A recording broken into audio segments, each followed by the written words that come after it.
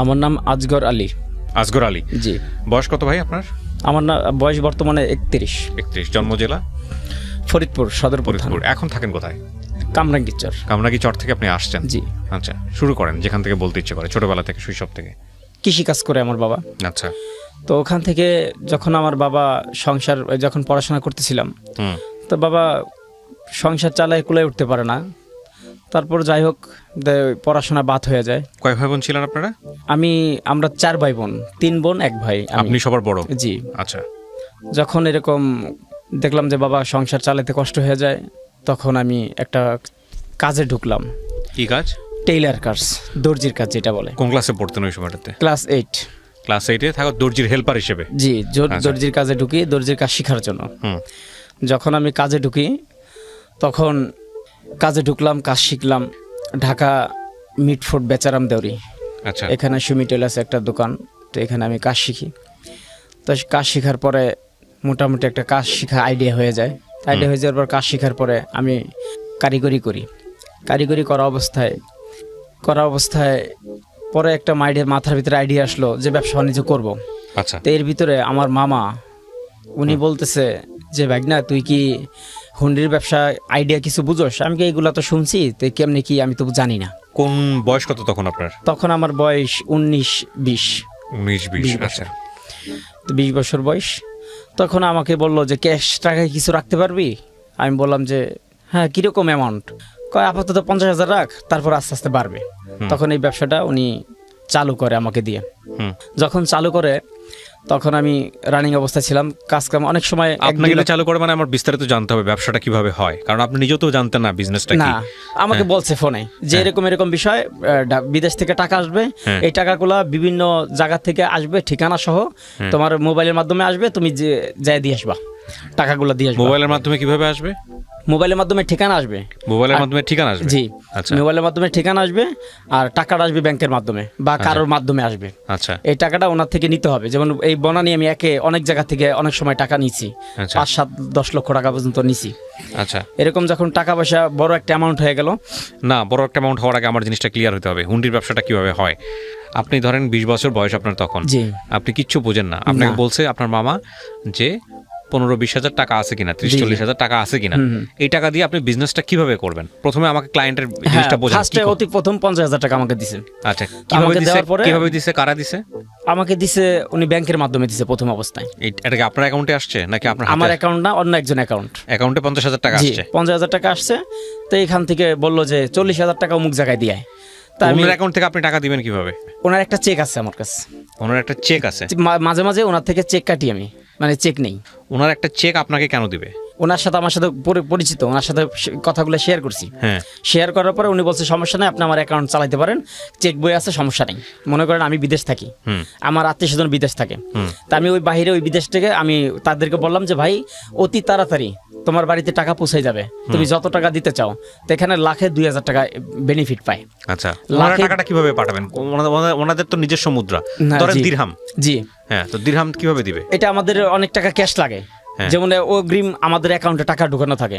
তখন এই ব্যবসাটা ওইখান থেকে চালু করে যে আপনি 2 লাখ টাকা দিবেন, ঠিক আছে দিতে পারবেন, সমস্যা নাই, আপনার আগামীকালকে টাকা বাড়িতে পৌঁছে যাবে। তো টাকাটা দিয়ে আসলে আপনার লাভটা কিভাবে হবে? আমার লাভটা হবে লাখে 2,000 টাকা।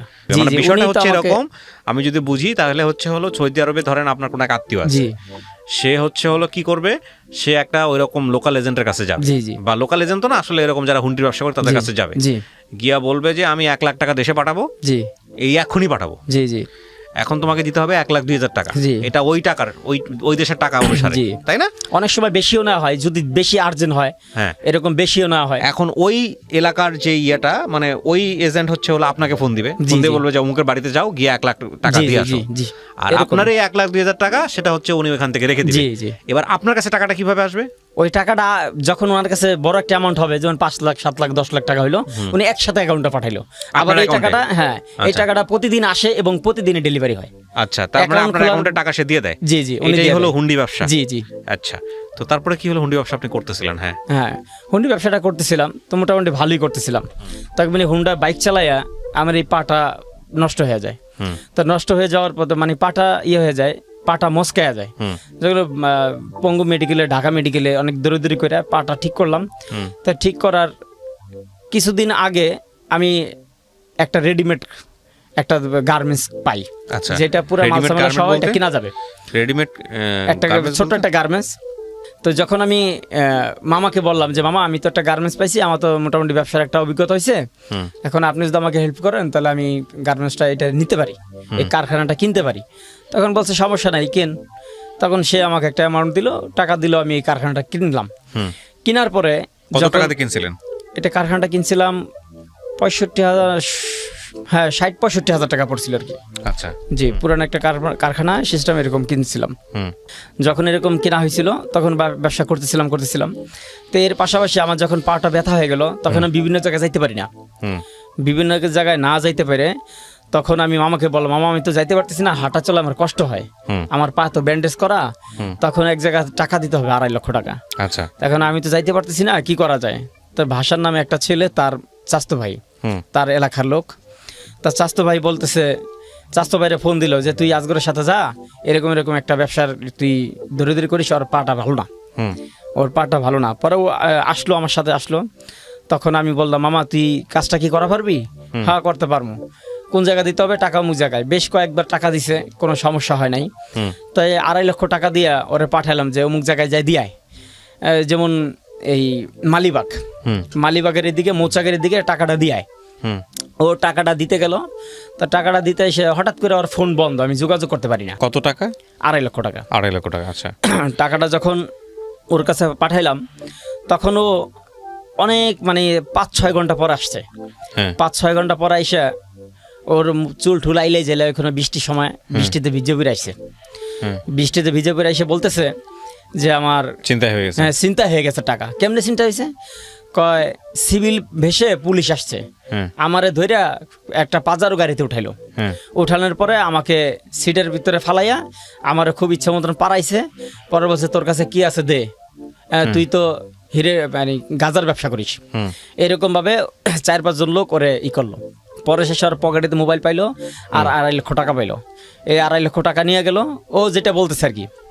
2.5 লক্ষ টাকা ওর থেকে নিয়ে গেছে, আর মোবাইলটা নেয় নাই, মোবাইলের ব্যাটারিটা খুলে ফালাই দিছে। মোবাইলটা ওর পকেটে, দামি একটা মোবাইল। মোবাইলটা এই একটা সন্দেহ একটা ঢুকলো যে নিলে তো সবই নিবে। হ্যাঁ সেটাই তো, নিলে সবই নিবে, অথচ সিম দিয়ে দিল, ব্যাটারি ফালাই দিল, আর মোবাইলটা দিয়ে দিল। মোবাইলটা দামি মোবাইল, এটা তো নিয়ে যাওয়ার কথাই অবশ্যই। কিন্তু এই কথায় ধরা খাইলো। তো ধরা খাওয়ার পরে আর কথায় কিছুটা রং পাইলাম আমি, যে কথাগুলো ভালো লাগলো না। পরে মামার সাথে যোগাযোগ করলাম, মামা এই ব্যাপার কি করা যায়? পরে মামা বলল যে এক কাজ কর, গুনাহ দেশ গ্রামে গুনায় বাটি চালান দেয় বা আয়না চালান দেয়। তো এরকম চালান দেয়। তো আমি কয়েক জায়গায় দৌড়ি করলাম, প্রায় 8-10 জায়গায় এরকম দৌড়ি করলাম। তো একই নামই উঠে যে আয়নার ভিতরে দেখছে যে ও টাকাটা একজনের কাছে টাকাটা দিয়ে দিছে, টাকাটা আপোষে দিছে, জোরাজোরি করে নেয় নাই একটা লোক সেখানে। আর ও বলছে 5-6 জন। ওই একটা লোকের কাছে টাকাটা দিয়া ও বাসায় আসছে, এরকম অভিনয় করছে। আসলে টাকাটা ও আত্মসাৎ করছে, টাকাটা ওর কাছে এখনো পর্যন্ত আছে। আচ্ছা, এরকম কয়েকবার এরকম করা হয়েছে। পরে শেষে আমি মামারে বললাম, মামা এই ব্যাপার, টাকা তো ওর কাছেই আছে, এই ব্যাপার কি করা যায়? কয় আরো জায়গায় গুনাহ। তারপরে এক ফকিরে বললো যে ওরা মাইরে ফালান যাবে, এরকম ব্যবস্থা আছে। পরে মামারে বললাম, মামা এই ব্যাপার। কয় বোম্বাই মরিচ চালান দে, বোম্বাই মরিচ আগুনে পুরাইলে আর ভিতরে জ্বালা পুরা শুরু হবে, এরকম ফকিরের কেরামতি। তা আমি তো এগুলো জানি না। পরে আমি বললাম যে ঠিক আছে, তা দেখি কি করা যায়। পরে এগুলা নিয়ে চালা করলো। তা ওরা আবার এক কবিরাজ ধরছে, কবিরাজ ধরছে, মাতবার ধরছে। মাতবারে নাকি কিছু টাকা পয়সা দিছে, কবিরাজের টাকা পয়সা দেয়, এটা ফিরেছে আর কি। কেমনে কি করছে এটা জানি না। তো এরকম আর কি বিস্তারিত বিষয়। যখন মামার সাথে এই ব্যাপার বললাম যে মামা কি করা যায়, এই সমস্ত জিনিস নিয়ে ব্যবসা বাণিজ্যের ক্ষতি হবে, এই আজকে 10-12 দিন ধরে ব্যবসা বাণিজ্য কিছু হইতেছে না, আরো খাজনাতে বাজনা বেশি, দুনিয়ার টাকা পয়সা লস, এই টাকা পয়সা উঠানোর চিন্তা ভাবনা নাই। তার 6 মাস পরে ও বিদেশ চলে যায়।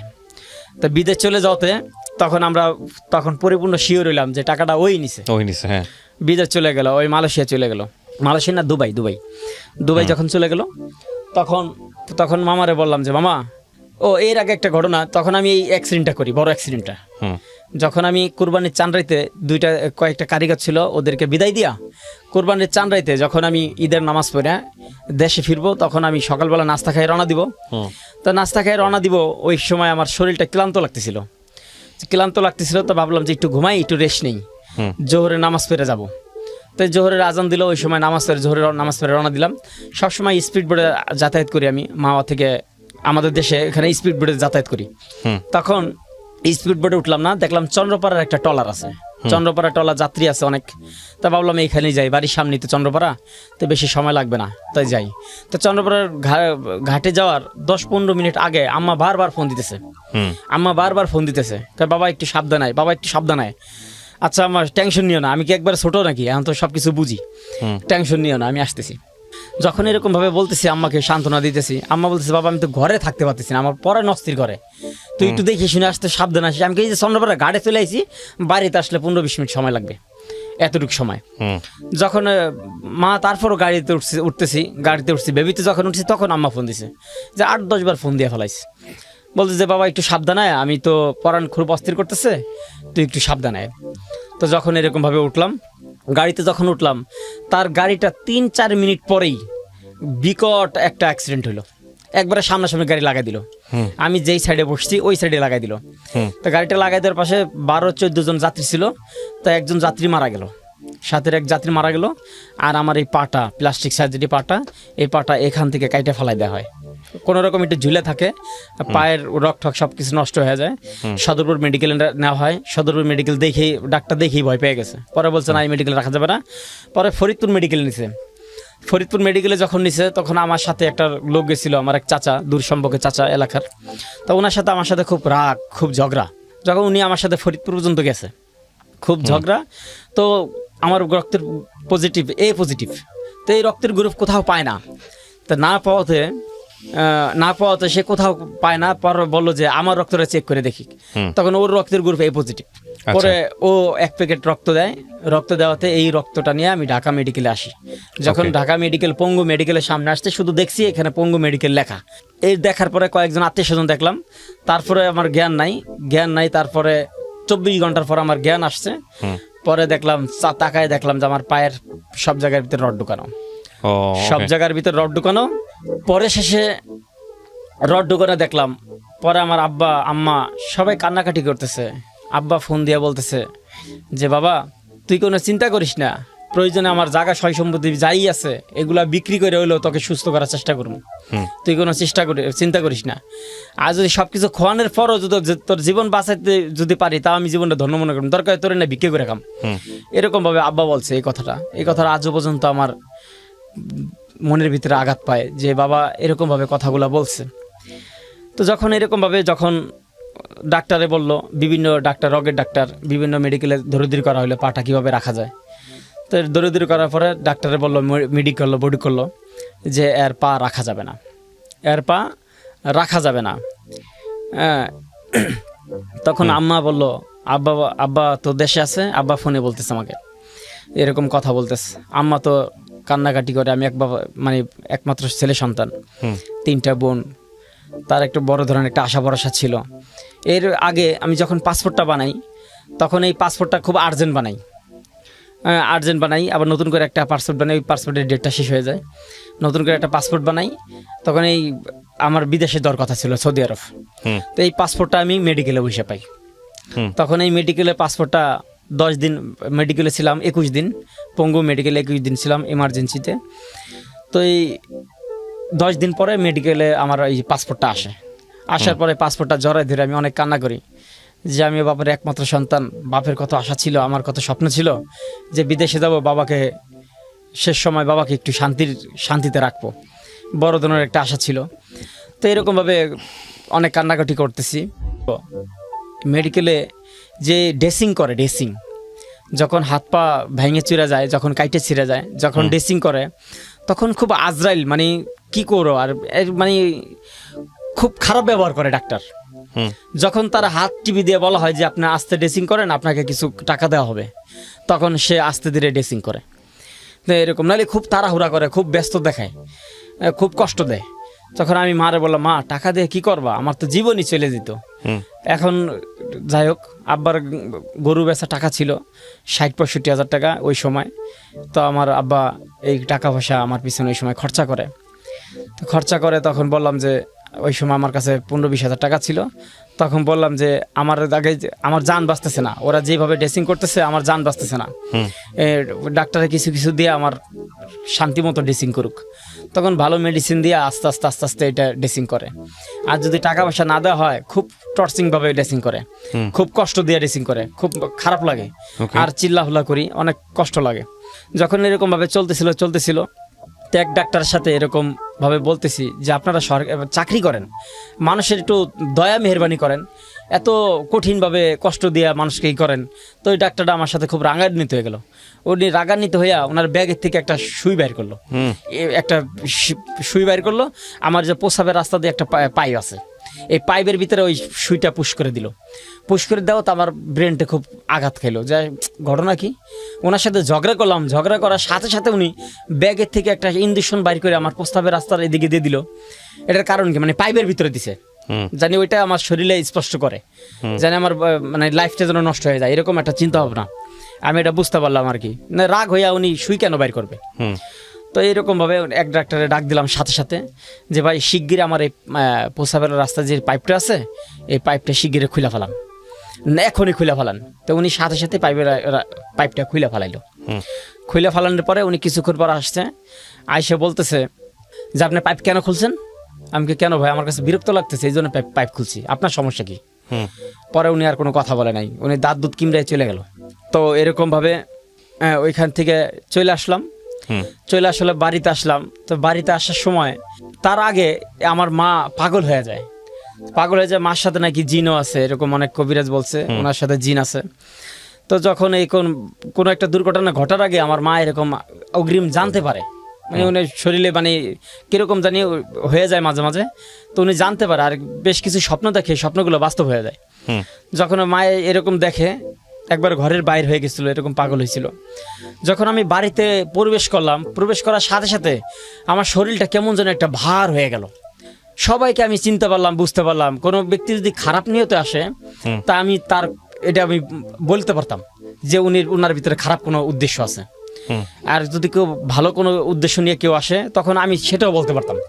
তখন আমি মারে বললাম যে মা এই ব্যাপার, আমি তো এরকম কোনো সময় হয় নাই, কিন্তু এরকম হইতেছে কেন? একটা ব্যক্তি আসছে আমার বাড়িতে, উনি খারাপ একটা উদ্দেশ্য নিয়ে আসছে যে আমার এই পাটা, দেশগ্রামে তো অনেক ফকির কবিরাজ আছে যে কাটাছেরা এগুলো দেখলে ওরা বান মারে, কাটাছেরা দেখলে এরকম বান মারে। তো আমি দেখলাম, আমি বললাম যে মা এই যে লোকটা আসছে তো আমাদের রক্তের সম্পর্ক, যে আসলে তো উনি তো খারাপ একটা উদ্দেশ্য নিয়ে আসছে, আমি তোমার কাছে বলতাছি। কয় বাবা এই কথা বলিস না, এই কথা বললে সমস্যা আছে, আল্লাহরে ডাক। তো এরকম বলতেছে। তো কয়েকজন লোক আসছে, তো খারাপ উদ্দেশ্য আসছে, সমস্ত অনেক বাড়িতে আসছে, হাজার হাজার মানুষ আসছে আমাকে দেখার জন্য যে আমি এক বাপের সন্তান, আমাদের বংশটা অনেক বড় বংশ। তো বিভিন্ন আত্মীয়স্বজন বিভিন্ন জায়গা থেকে আসছে, আইসে দেখে গেছে আমাকে। সবাই ভালো নিয়ত আসছে, কয়েকজন লোক খারাপ নিয়ত আসছিল, আশপাশের লোক।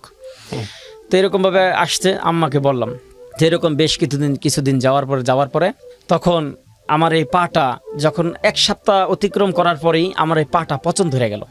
আচ্ছা, পাটা যখন পচন ধরে গেল তখন আটটুসি একটা মেডিকেল আছে, ওই মেডিকেলে গেলাম। মেডিকেলে যায় এটা ড্রেসিং করলো, দেখলো ভিতরে পচন ধরে গেছে, অনেক পুইজ বাইরে হইতেছে। পরে ডাক্তারে টিপে তার বিভিন্ন ওষুধ দিতেছে, অ্যান্টিবায়োটিক ওষুধ দিতেছে। তো আমি এরকমভাবে সুস্থ হইলাম। সুস্থ হতে ওই আমার যে মামা, উনি বেশ কিছু টাকা পাঠাইছে চিকিৎসার জন্য, 1 লক্ষ টাকা পাঠাইছে চিকিৎসার জন্য। তো এই টাকাটা এই চিকিৎসায় আমার ব্যয় হয়। আচ্ছা, ব্যয় হয়। পরে ঢাকা আসি, এই রেডিমেড ব্যবসাটা আমি বন্ধ রাখি প্রায় 6 মাস। আচ্ছা, 6 মাস পর্যন্ত বন্ধ রেখে পরে আমি বললাম, আমি শুধু কান্নাকাটি করি, মাকে বলি মা আমি জীবনটা কী করবো, আমার এই জীবনটা কিভাবে চলবে? আমি বাপের একমাত্র সন্তান, বিদেশে যাওয়ার চিন্তা ভাবনা করলাম, মেডিকেলে বসে পাসপোর্ট পেলাম। এই অবস্থাতে আমি বিদেশে যেতে পারবো না। আমি তখন হাঁটতে চলতে পারি না, 2টা ক্রেস নিয়ে হাঁটতে হয়। তখন এই প্লাস্টিক সার্জারি পা লাগাইনি, 6-7 মাস পরে পা লাগাইছি। তখন আমি মামাকে বললাম, মামা আমার জীবনটা এইভাবে কি শেষ হয়ে গেল? কয় রাখ, তুই চিন্তা করিস না, আল্লাহ ভরসা, আল্লাহ যা করে বান্দার মঙ্গলের জন্যই করে, তুই চিন্তা করিস না, 5 ওয়াক্ত নামাজ পড়, আল্লাহ ভরসা। যখন ঢাকা আসলাম, কারখানাটা খুললাম, 6 মাসের ভাড়া বেজে গেছে। তো বাড়িওয়ালার সাথে আলোচনা করলাম যে কেমনি কি করবো বুঝতে পারতেছি না, আমার জন্য দোয়া করেন। তখন বললো যে তুমি ভাড়া আস্তে আস্তে দিও, তুমি কারখানাটা আস্তে আস্তে চালু করো। আচ্ছা, যখন এই কারখানাটা চালু করি তো এই দুইজন করে কারিগর বাড়াই। সর্বপ্রথম মেশিন ছিল 4টা মেশিন কারখানার ভিতরে। আস্তে আস্তে যখন কারখানা মোটামুটি ভালোই চলতেছিল তখন একে একে 17টা মেশিন হইলো। তো বড় একটা মোটামুটি কিসের কাজ হতো এই মেশিনে? এটা হতো ইন্ডিয়ান মাজাক্কালি ডিজাইন। আচ্ছা, মানে মাজাক্কালি লেহেঙ্গা, 3 পিস কাপড় বানাতেন। মূল কথা হচ্ছে এটা। জি, কাপড় বানাতেন, দর্জির কাজ করতাম, কাপড় বানাতাম ওখানে। তো যখন এরকম কাজ চলতেছিল মোটামুটি ভালোই, তখন আমি পাশাপাশি কিছু মাল বানাইতাম, পাশাপাশি পার্টির কাজ করতাম, নিজেও কিছু কাজ করতাম, কিছু মাল বানাইতাম। তো মোটামুটি ভালোই চলতেছিল। 2টা লট মাল ভালো চলে না, একবারে মার্কেট আউট, মানে মার্কেটে চলেই না। আচ্ছা, 2টা লট মাল বানায় মোটামুটি কিছু টাকা আটকে গেল, আর ব্যবসা বাণিজ্য ভালো চলতেছিল না। কয়েকটা পার্টির কাজ করতাম, এর মধ্যে 2টা পার্টি খুব মানে রেট দেওয়ার কথা একরকম, চান্দাইতে এসে হিসেব করছে আর এক রকম। তা আমি তো প্রথম হিসাব করে কারিগরের রেট হিসেব দিয়ে দিছি। হিসেব দেওয়ার পরে দেখতাম যে কারিগরকে দেওয়ার পরে বছর শেষে যে হিসাবটা করতো তাই কিছু টাকা কম দিত আমাকে। যেমন 1 পিস মালে যদি 10 টাকা কম দেয়, যদি 10,000 পিস মাল হয় তো এখানে 1 লক্ষ টাকার উপরে। তা আমার যেমন একটা হিসাব, যে আমি পরে দেখতাম যে আমি যে পরিশ্রম করি এই পরিশ্রমটা আসলে থাকে না। ওই ব্যবসাটার ক্ষেত্রে যখন আমার দুলাভাই, আগের কথা অনেক পিছনে পড়ে গেল, যখন আমার এই দুলাভাই আমার সাথে রাখলাম, আমি একা কুলিতে পারি না, যখন 5-7 লক্ষ টাকা প্রতিদিন ক্যারেট করা হইতো, বিভিন্ন জায়গায় দেওয়া হইতো। যেমন আমি একা একদিনে 4টা-5টা ডিস্ট্রিক্টও দৌড়েছি। আচ্ছা, দিনটা 24 ঘন্টা গাড়িতে থাকা লাগছে, হ্যান্ড ক্যাশ টাকা রাইখা। যখন এরকম ভাবে চলতেছিলাম তখন আমি একা কুলাইতে পারি না। তখন আমি মামারে বললাম, মামা আমি তো একা এত টাকা আসলে ডেলিভারি দিতে পারি না, আমার সাথে আর একজন লোক হইলে ভালো হয়। পরে আমার বললো, তো বাবুল ডানমু? আমি কে মামা, বাবুল তো আমার দুলাভাই, বোন বিয়ে দিছি ঠিক আছে, কিন্তু টাকা পয়সার বিষয়ে আমার আস্থা নাই, আমার ওরকম বিশ্বাস নাই। তো টাকা পয়সার হিসাব কিতাব এটা বড় একটা অ্যামাউন্ট, তো মানুষ পোল্ট্রি দিতে বেশি দিন সময় লাগে না। তা আপনি যা কিছু করেন চিন্তা ভাবনা করে দেখেন। কয় না দেখ, পরে আর প্রথমে 10,000 টাকা বেতন দিল, খানা থাকা খরচা সবকিছু আমাদের। 10,000 টাকা বেতন দিল, সে এরকম তার একটা অ্যাকাউন্ট খোলা হইলো, তার অ্যাকাউন্টে সমস্ত টাকা পয়সা আসে। আচ্ছা, তো এরকম ভাবে বেশ কিছুদিন চলতেছিল। তো চলতে আমার বড় বোন অসুস্থ হয়। তো অসুস্থ হতে আমার মারে বলতেছে যে, মা আমি তো শরীর খুব ক্লান্ত লাগে, আমার শরীরের ভিতরে কেমন যেন খেজুর পাড়া কাটা দিয়ে পাড়ায়, আমার কাছে মনে হয় এরকম। মারে ফোনে বলতেছে, তখন মা বলতেছে, মা তুই চিন্তা করিস না, আমি আসতেছি আগামীকালকে। তো মা আগামীকালকে আসতে পারে নাই, তো একদিন লেট করে যাবে। আর এর ভিতরে এই সংবাদ পাইছে যে আমার বোন মারা গেছে। হ্যাঁ, আমার বোন মারা গেছে। তখন ওই দিনকে আমার দুলাভাই আমারে বলতেছে যে, আজগর তোমার বোন তো আর নাই। তো আমার বাড়ি থেকে ফোন দিছে, আমার দাদা ফোন দিছে যে, আজগরে রুমি তো আর নাই, আমার বড় বোনের নাম রুমি, তো রুমি তো আর নাই। আমি ওই সময় আমি সুস্থ, আমি ভালো, ওই সময় হুন্ডির ব্যবসা করি। তো আমি এরকম ভাবে চলতেছিল। যখন বোন নাই, কি ব্যাপার, কি সমস্যা, কি এরকম তো কোনো কিছু হয় নাই। শুনছি শুধু ওই অসুস্থ, শুনছি মা যাবে। তো ওর কি হয়েছে? তখন মা বলল যে ওর বিছনের ভিতরে একটা তাবিজ পাইছে। এটা কিসের তাবিজ সেটা জানে না। পরে মা বলল যে, ঠিক আছে আমি আসবো না, তুই চিন্তা করিস না, ওটা রাখ। তো ওর শরীরের ভিতরে খুব জ্বালাতন শুরু হয়েছে। তো শয়তানে ঢুকাই পড়া ওই শুনছি গলায় ফাঁস লাগছে। ওই শরীরে এমন যন্ত্রণা শুরু হয়েছে, শরীরের ভিতরে গলার ভিতরে ফাঁস লাগছে। তখন আমার দুলাভাইয়ের অ্যাকাউন্টের ভিতরে আসছিল 8,20,932 টাকা ছিল। তো 3 লক্ষ টাকা ডেলিভারি দেওয়া হয়েছে। 3 লক্ষ টাকা ডেলিভারি দেওয়ার পরেই বড় বোনের মৃত্যুর সংবাদ আমরা পাইলাম। তখন বড় বোন যখন মারা যায়, তখন ওই সময় ওর অ্যাকাউন্টে টাকা পয়সা ডেলিভারি দেওয়ার পরে 5,20,932 টাকা ওর অ্যাকাউন্টে ছিল। ওই সময় দুলাভাই বলতেছে যে, আজগর তুমি গাবতলি অমুক জায়গায় থাকো, তুমি অমুক জায়গায় থাকো, আমি তোমার নিয়ে যাবো না। আচ্ছা ঠিক আছে, আমি আসি এইখানে, আমি আধা ঘন্টার ভিতরে চলে আসবো। আপনার কতক্ষণ লাগবে? আমার মিনিমাম 40 থেকে 50 মিনিট সময় লাগবে, প্রায় 1 ঘন্টার মতো সময় লাগবে, তুমি এখানে থাকো। উনি ডাইরেক্ট গাড়ি রিজার্ভ করছে, আমার সাথে করে নিয়ে যাবে। তো গাড়ি যখন রিজার্ভ করছে, আমি তার আগেই তো চলে আইছি, গাবতলি এসে বলছি আমি গাবতলি ঠিক মেন রোডে মাঝখানে যে বিট আছে বিটগুলা, এই বিটের উপরে আমি দাঁড়ানো আছি, সমস্যা নাই, গাড়ি যতই ভিড় থাকুক আমি আপনাকে না দেখলেও আপনি আমাকে দেখতে পারবেন, আমি আপনার আগে এসে দাঁড়া দিছি। এই কথা বলার পরে সে বলছে আচ্ছা ঠিক আছে দাঁড়াও। এই কথা বলার পরে উনি বিভিন্ন জায়গা থেকে ওনার ফোন টোন আসছে, পরে শেষে উনি হঠাৎ করে ফোন রিসিভ করে না। 1 ঘন্টা 1.5 ঘন্টা 2 ঘন্টা হয়ে গেল, উনি ফোন রিসিভ করে না। ফোন রিসিভ না করার কাতে যখন এক পর্যায়ে সে আমার ফোনই রিসিভই করে না, রিসিভ না করাতে তখন আমি চিন্তা ভাবনা করলাম যে উনি আমার সাথে শেষ সময় আমার সাথে এরকম একটা ঘটনা ঘটাইলো, আমার বোনটা মারা গেছে, তার স্ত্রী, আমার থেকে তার দরদ বেশি, এবং আমার বোন আমার তো দরদ কম না। আমি তার আগে এসে দাঁড়াইলাম, আমাদের সমস্ত টাকা পয়সা তার কাছে, আমাদের টাকা পয়সা নিয়ে গাড়ি রিজার্ভ করলো, অথচ আমাকে নেওয়ার কথা আমাকে নিল না। এটার রহস্যটাকে আমি বুঝলাম না। তো তখন আমি এরকমভাবে রাত বাইজে গেছে 9টা 10টা গাবতলি ওই সময়। তখন আমি চিন্তা ভাবনা করলাম আমি ঠিক আছে আমি অন্য বাসে যাই, বাস দিয়ে যাই।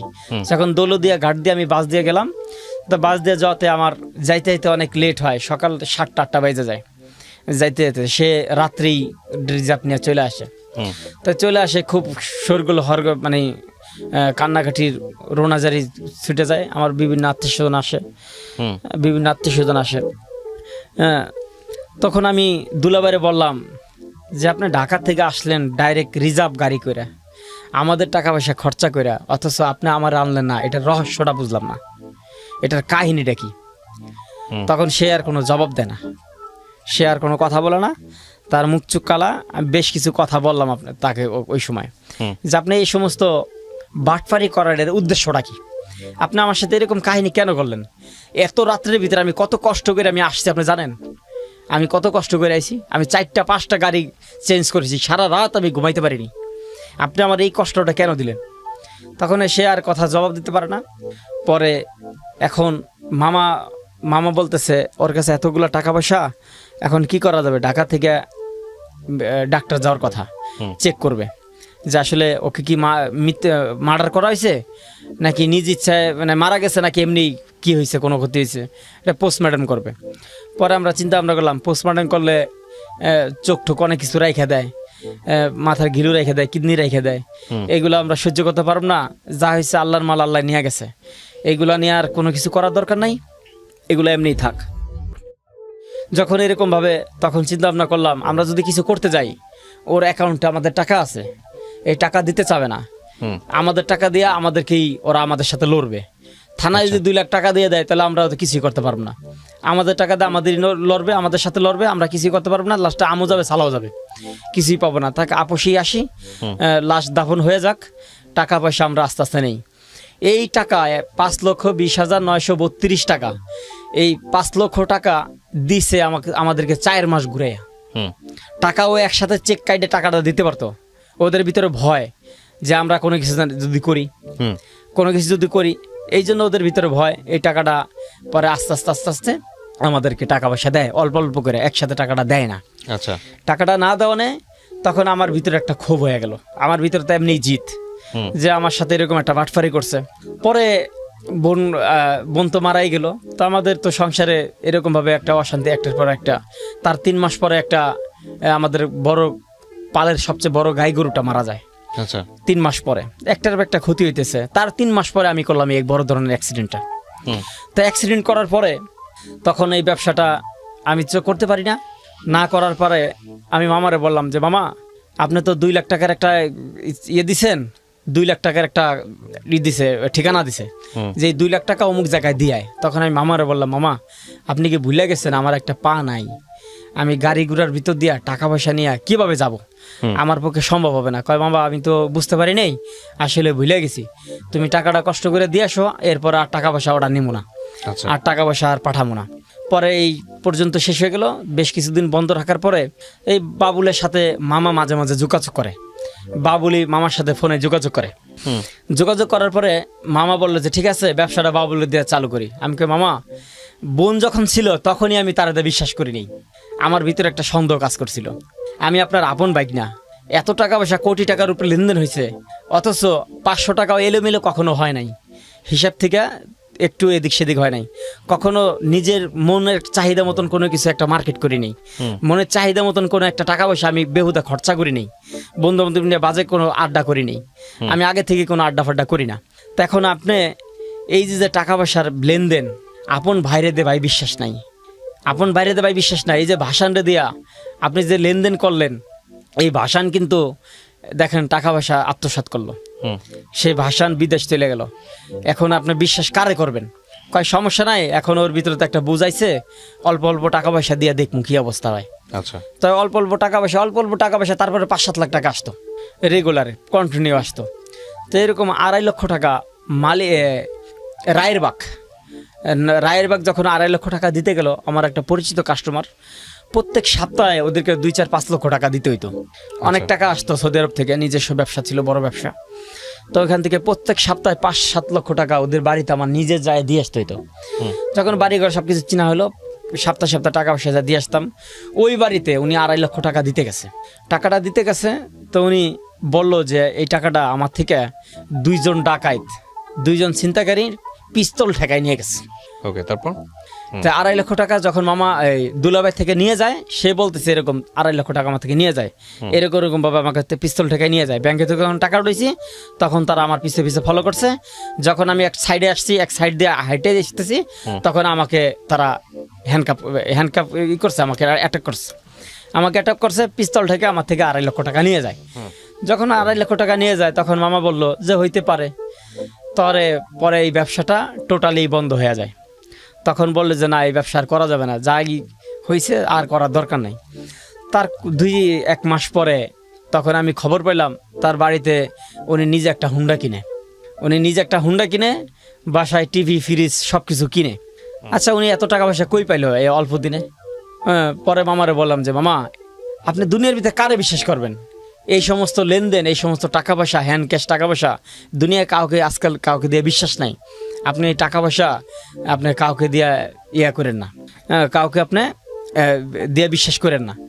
পরে বললো যে ঠিক আছে, আর কি করা, আর ব্যবসা বাণিজ্য করার দরকার নাই, আমি এদিকে অন্য কিছু যা পারি করি। উনি সৌদি আরব একটা গাড়ি কিনছে, গাড়ি একটা টিপ মারে, আর অন্য কিছু কাজবাজ করে। একটা ছোট্ট একটা দোকান ছিল, এই দোকানে ব্যবসা বাণিজ্য করতে উনি এক জায়গায় টাকা 3 লক্ষ টাকা দিছে, এই ব্রাহ্মণবাড়িয়া।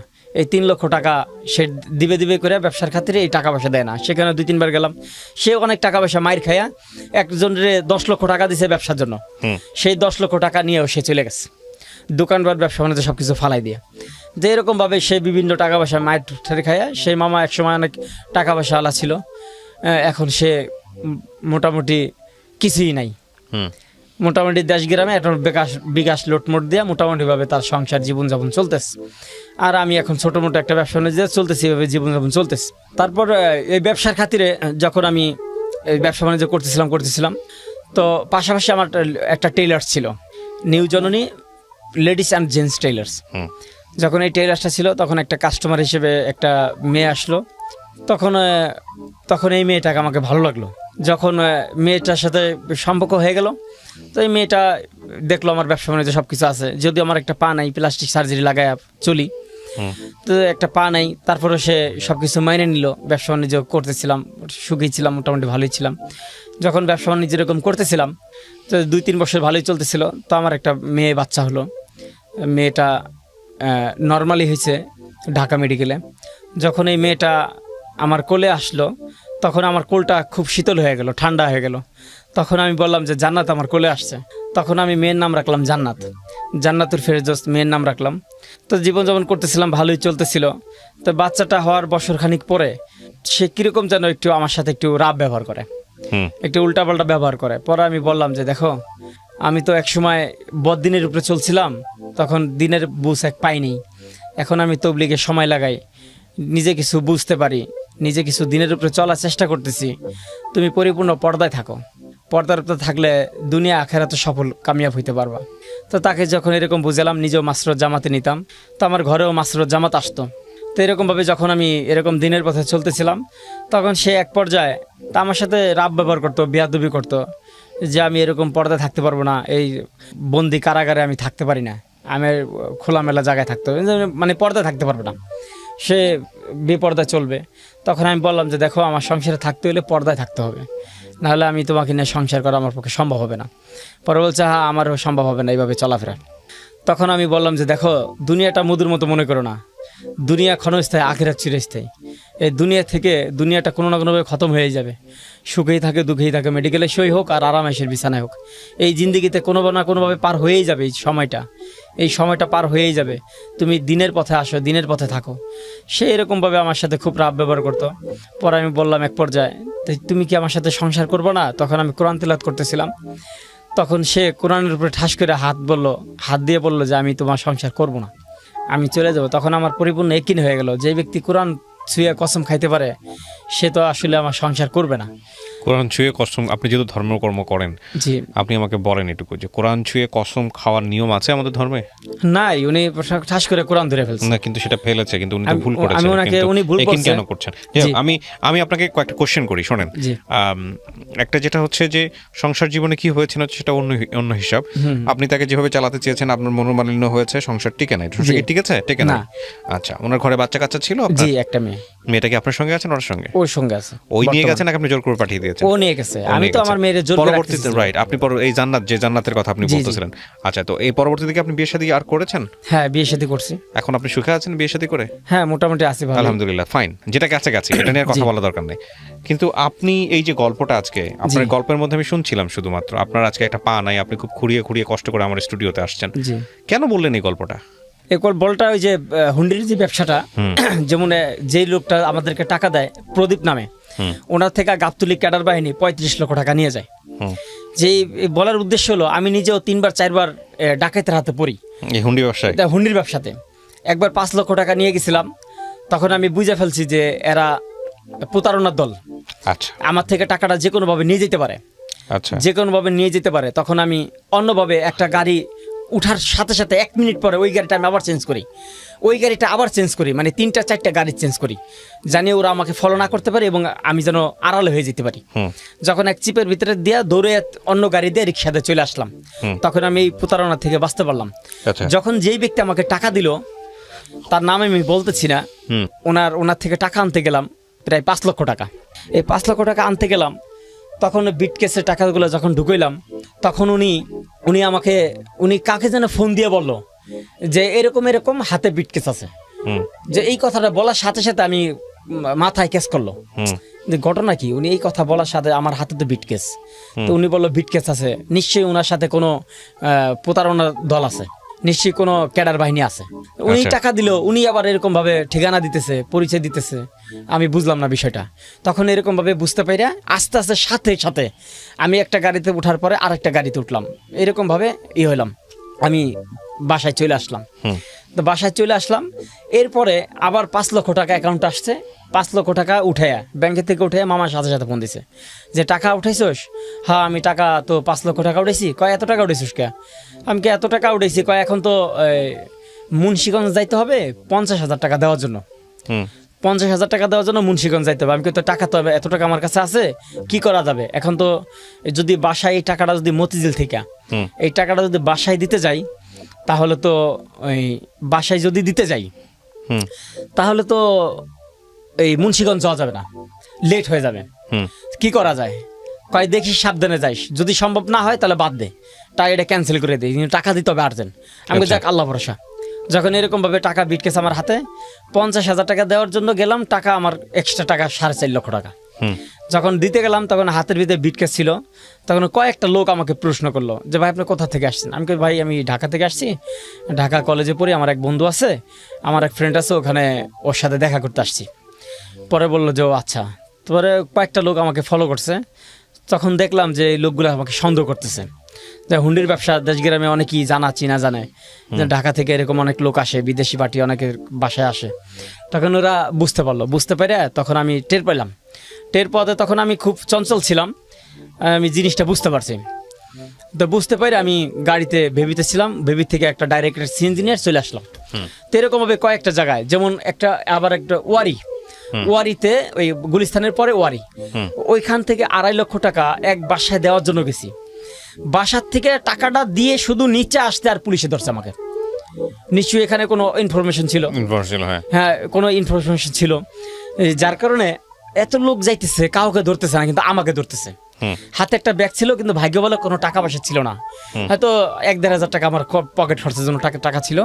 এই টাকাটা সহ যদি আমাকে ধরতে পারতো তাহলে যে কোনো একটা মামলা দিয়ে দিত, যে কোনো একটা মামলা দিয়ে দিত। তো ওই সময় শুক্রিয়া আদায় করলাম যে আল্লাহ তাআলা যা করে ভালোর জন্যই করে। আমি যে টাকাটা অতি তাড়াতাড়ি টাকাটা পৌঁছে দিতে গেলাম, পৌঁছে দেওয়ার পরে আমাকে পুলিশে ধরলো। তখন সমস্ত শরীর আমাকে চেক করলো, কোনো জায়গায় কোনো টাকা পয়সা পাইলো না। টাকা পয়সা নিতাম এই অ্যাংলেট, ফুটবল খেলে না অ্যাংলেট, হ্যাঁ অ্যাংলেটের ভিতরে দেওয়া 2 লক্ষ 1 লক্ষ টাকা এরকম 2-4 লক্ষ টাকা, 2 পায়ে 4 লক্ষ টাকা নিতে পারতাম, 4-5 লক্ষ টাকা এরকম নিতে পারতাম।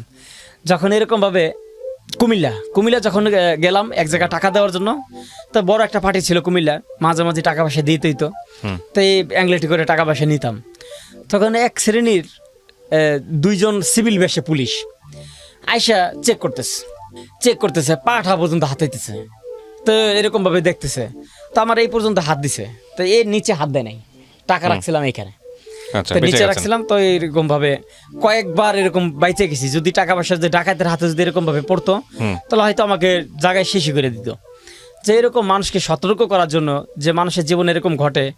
আর এই যে আমার বড় বোনটা মারা গেল, একে মাইরে ফেলানো হয়েছে। আমরা যেটা বুঝতে পারলাম যে আমার বড় বোনকে আমার দুলাভাইয়ের অ্যাকাউন্টে পর্যাপ্ত পরিমাণ টাকা পয়সা আসতো, তো সে একটু লোভী টাইপের, তার সাথে আমার সাথে আজও পর্যন্ত সংযোগ বিচ্ছিন্ন, তার সাথে আমি কোনো যোগাযোগ রাখি না। আমার আম্মা তার সাথে যোগাযোগ রাখে। সে একটু লোভী টাইপের, ধরুন টাকা পয়সা আসতো, তো তার ফ্যামিলি একটু লোভী টাইপের ছিল। তো আমার বোনটা খুব রূপসী সুন্দর ছিল। আমার দুলাভাই খুব হ্যান্ডসাম ছিল, যে রাস্তাতে হাইটে গেলে মনে হইতো সে একজন সরকারি কর্মকর্তা, যে এরকম মনে হইতো। তো আমার বড় বোনকে দেখার সাথে সাথে সে পছন্দ হয়, ভালো লাগে, বিয়ে শাদী করে। তো এত পছন্দ করে বিয়ে শাদী করলো। যখন এই যে ব্যবসা বাণিজ্য করলাম, তার অ্যাকাউন্টে পর্যাপ্ত পরিমাণ টাকা পয়সা আসলো, তখন আমার এই বোনকে তাবিজ করে, আমার বোনকে তাবিজ করে যে আমার বোনকে মেরে ফেলবে। তারা হয়তো টাকা পয়সা আত্মসাৎ করার বা কোনো একটা চিন্তা ভাবনা তাদেরকে ছিল। তো এরকমই আমরা জিনিসটা পরে বুঝতে পারলাম যে এরকম তাদেরকে একটা করা ছিল, টাকা পয়সা আত্মসাৎ করার ইচ্ছা ছিল, যে আমার বড় বোনকে মেরে ফেলবে বা এরকম একটা করার ইচ্ছা ছিল, কিন্তু সেটা তারা পারে নাই। যার কারণে এটা যেহেতু আমাদের টাকা পয়সা তাদের কাছে ছিল, তাদের সাথে আমরা সুসম্পর্ক রাখছি, তাদের সাথে কথাবার্তা বলছি যে টাকা পয়সা উঠানোর উদ্দেশ্যে, যে মামাও যোগাযোগ রাখছে। যখন টাকা পয়সা উঠানোর শেষ হয়ে গেল, যখন এই উঠানোর পরে তার ব্যবসা বাণিজ্য তাকে নিয়ে আবার শুরু করলো, তখন সে 2.5 লক্ষ টাকা সে আত্মসাৎ করে সে 1-1.5 মাস পরে সে মোটরসাইকেল কিনে, হুন্ডা বাইক কিনে। তারপর সে বাড়িতে টিভি ফ্রিজ কিনে। এই টাকা পয়সা কোথা থেকে আসলো? তখন আমরা এই জিনিসটা বুঝতে পারলাম যে টাকা পয়সা আসলে টাকা লোভ জিনিসটা সবাই সামলাইতে পারে না। যে হুন্ডির ব্যবসা ঢাকা সিটিতে না, সারা বাংলাদেশে এরকম হুন্ডির ব্যবসা অহরহ আছে, প্রত্যেকটা ডিস্ট্রিক্টে প্রত্যেকটা থানায় এরকম আছে, চলতেছে।